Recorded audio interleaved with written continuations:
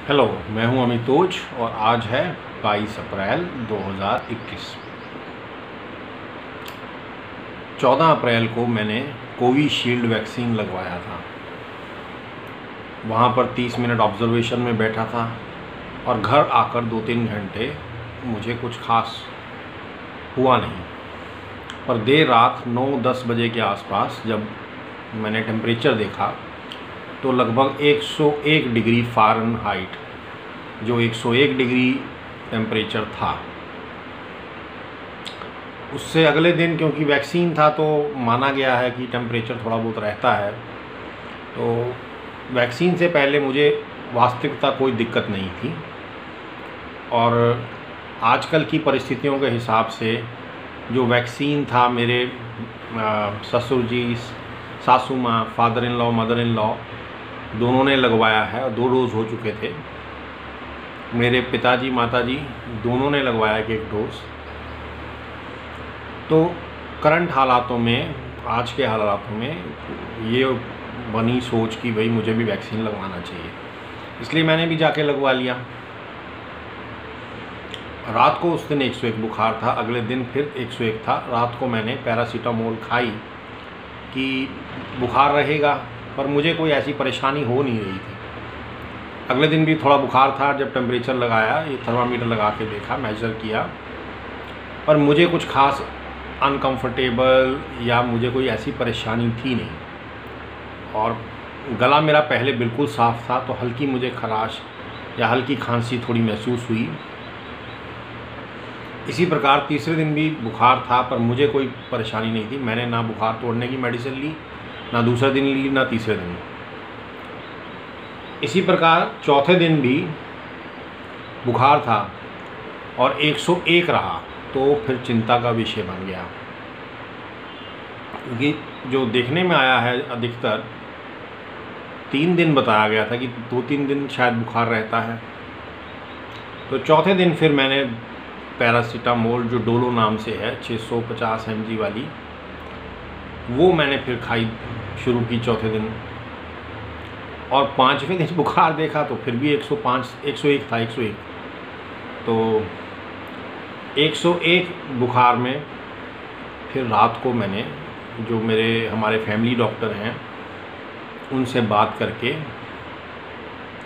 ये माना कि भाई कुछ दिक्कत है, और रादर कि उसको हम डिले करें या लेट हों। 101 बुखार था और थोड़ा खांसी हल्की हुई, और कोई थोड़ी बॉडी में वीकनेस तो थी, वीकनेस आ गई थी थोड़ा उठने में, चलने में। तो ये मानते हुए कि शायद वैक्सीन थोड़ा ज़्यादा रिएक्ट हो गया है, या वैक्सीन था या पहले से था। पहले से तो मुझे कोई महसूस नहीं हुआ, बहुत फिट था, ठीक ठाक था बिल्कुल। तो कहीं ना कहीं कुछ एक्सपोजर हो गया है कोरोना से, या कुछ ना कुछ एक्सपोजर हुआ है, ये मानते हुए हमने अपना उसी प्रकार से दवा 5वें दिन शाम को जो प्रिस्क्रिप्शन बनी वो थी डॉक्सी की 100 mg की गोली, एक सुबह एक शाम, एजिथ्रोमाइसिन एक 500 mg दिन के टाइम में, सुबह के 9-10-11 बजे के आसपास, और आइवरमेक्टिन की 12 mg की गोली रात को सोने से पहले। तो ये मानते हुए हमने स्टार्ट कर ली। और कल जो है मैंने अपना टेस्ट RT-PCR, परसों मैं गया था, जो हमारे नज़दीकी सरकारी केंद्र है, पर उसमें उन्होंने पर्ची बनाना सुबह 10 बजे बंद कर दिया था और लाइन बहुत लंबी थी। तो कल हमारे यहाँ सोसाइटी में प्राइवेट लैब वाले आए थे, मैंने वहाँ टेस्ट करवा लिया। आज अभी तक तो रिपोर्ट नहीं आई है, शायद कल आ जाएगी रिपोर्ट। और इस प्रकार से मैंने 5वें दिन, मतलब 19 तारीख शाम से जो है अपनी मेडिसिन लेनी शुरू कर दी, जो मैंने जिस प्रकार से बताया आपको। और उसमें मल्टीविटामिन, जैसे लिमसी है, 500 mg की 3 गोलियां खा लें, 4 भी खा सकते हैं, 2 या 3 तो मैं खा ही रहा हूँ दिन की। और जिंकोविट और कैल्शियम और विटामिन डी की गोलियाँ 500-600 mg की, 1200 की भी ले रहा हूँ। तो ये है मेरे को, जो है ये सरकारी दवाई है, ये वहीं से पहले की पड़ी हुई हैं हमारे में 1.25 ग्राम 1250 mg, जिसमें कैल्शियम बताया गया 500 mg, विटामिन D3 250 IU। तो ये भी है। बीच में मैंने एक जो है 60,000 IU का जो नैनो शॉट आते हैं वो एक ले लिया था। और ये मल्टीविटामिन हो गए। और उससे पहले 18 तारीख को मैंने 1500 mcg का मिथाइल कोबालामाइन वाला एक इंजेक्शन भी लिया था। तो B12 का वो था और B कम्प्लेक्स ले रहा हूँ मैं न्यूरोबाइन का। और इस प्रकार से मल्टीविटामिन तो पूरी तरीके से हैं ही हैं। और मुख्य दवाइयाँ जिसमें आ गया डॉक्सी 100 mg सुबह शाम, अजिथ्रोमाइसिन 500 mg और आइवरमेक्टिन 12 mg रात को सोने से पहले। ये 7 दिन तक चलेंगी जहाँ तक मुझे बताया गया है। और इस दौरान टेस्ट करवाया है वो तो पॉजिटिव ही आना चाहिए। पर अब मेरे को जो बुखार है, आज मैंने सारा दिन मेडिसिन नहीं लिया है। जो बुखार मेरा है वो 98 के आसपास है आज, 98 फ़ारेनहाइट।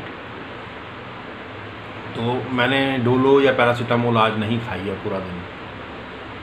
और ऑक्सीजन मेरा इस दौरान, ये मेरे पास है डिवाइस, मैं इसमें चेक करता रहा हूँ टाइम टू टाइम। और ये मेरी कम से कम 94, 95, 96 और 98, 99 भी आती रही है। इससे कम गई नहीं मेरी कभी पूरी देर में। मुझे बीच में वीकनेस भी आई, कल परसों थी, तो मुझे ऐसा महसूस नहीं हुआ। आप देखेंगे अगर सीधा आ रहा है इसमें तो 99 आ रहा है। और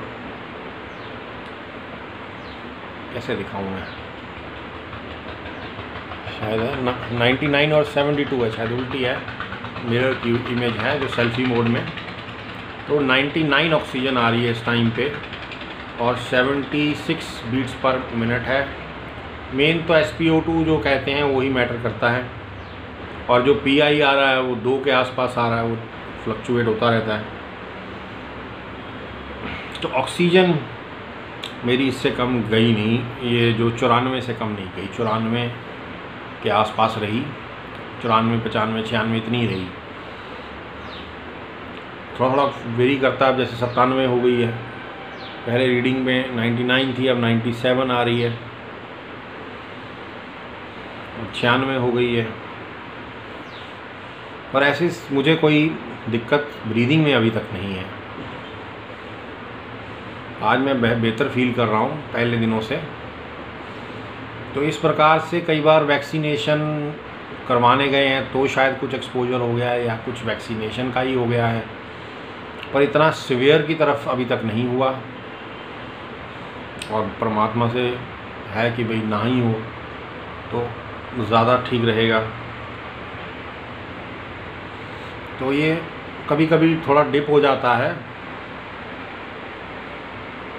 ये अब देखेंगे आप, ये लगभग 95 कितना जा रहा है, 99 है।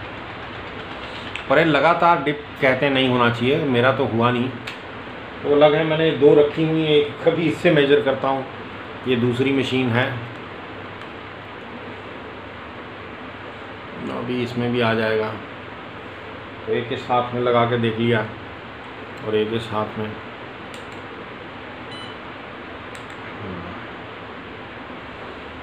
बीच बीच में देखते रहते हैं। तो इसमें 97 आ रही है, 97,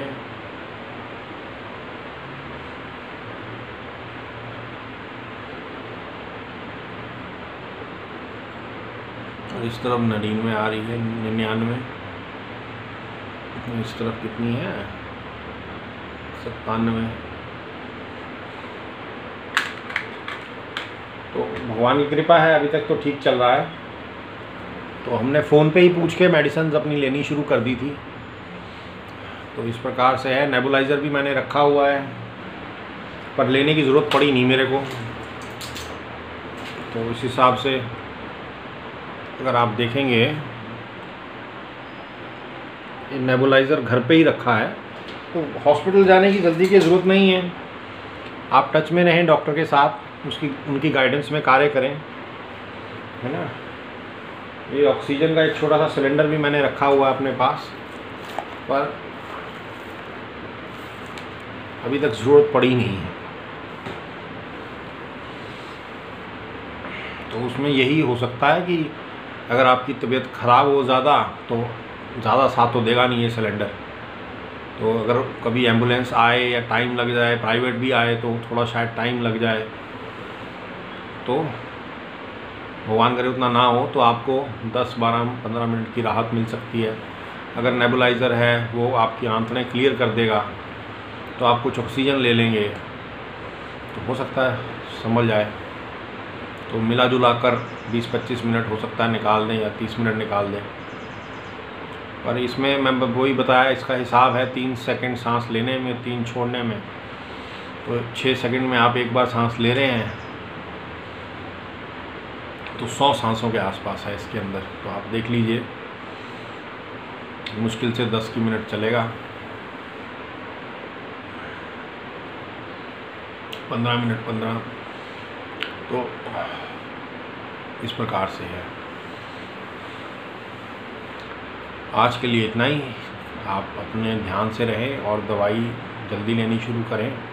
मान के चलें कि कोविड ही है जो हल्का फुल्का खांसी बुखार हो रहा है आजकल, उसको जल्दी टाइम रहते दवाई शुरू करें और मल्टीविटामिन वगैरह लें। और हम घर में भी अब देखिए डबल मास्क डाल के घूम रहे हैं, घर के अंदर भी। बाहर अगर कोई बाई चांस दरवाज़ा हल्का सा खोलता भी है नॉक करके, तो डबल है। और खिड़कियाँ विड़कियाँ हमने खुली रखी हैं, एग्जॉस्ट फैन चला रखा है, तो कोशिश है कि हवा पास होती रहे। और कोई है तो ना हो, स्टीम है उसमें, स्टीम चलाई रखते हैं कई बार, तो थोड़ा गर्मी से कुछ होता है तो हो जाए, वायरस ना फैले इतना। स्प्रे करते हैं टाइम टू टाइम, पूरे कमरे को सैनिटाइज़ करते हैं। ये हमारे पास तरह तरह के सैनिटाइज़र हैं, एक मीथेनॉल है और IPA इथेनॉल बेस्ड भी है। मीथेनॉल मैंने अभी तक तो मेरे ख्याल 40 लीटर यूज़ कर लिया है, ये सब मिला के पिछले साल से अब तक। अभी भी मैं 5 लीटर लेके आया था शुरू में 20 दिन पहले। तो डिफरेंट सैनिटाइज़र यूज़ कीजिए, मत अज्यूम कीजिए कि भाई साफ़ सुथरा है, उसको स्प्रे कीजिए। और दिखता ही नहीं है तो डर डर डर डर डर को फैक्टर इन करना पड़ेगा, बेवजह नहीं है ये डर। वायरस है और आपको जो प्रिकॉशन ले सकते हैं वो लीजिए। और इसमें बहुत लोग आए हैं मेरे परिवार के, शायद 2 लोग जो बुज़ुर्ग थे ख़त्म भी हो गए हैं, और जो और पारिवारिक लोग हैं, कज़न्स हैं, वो बीमार हुए हैं। बहुत लोग हुए हैं, बहुत हेल्दी थे और फिर भी बीमार हुए हैं।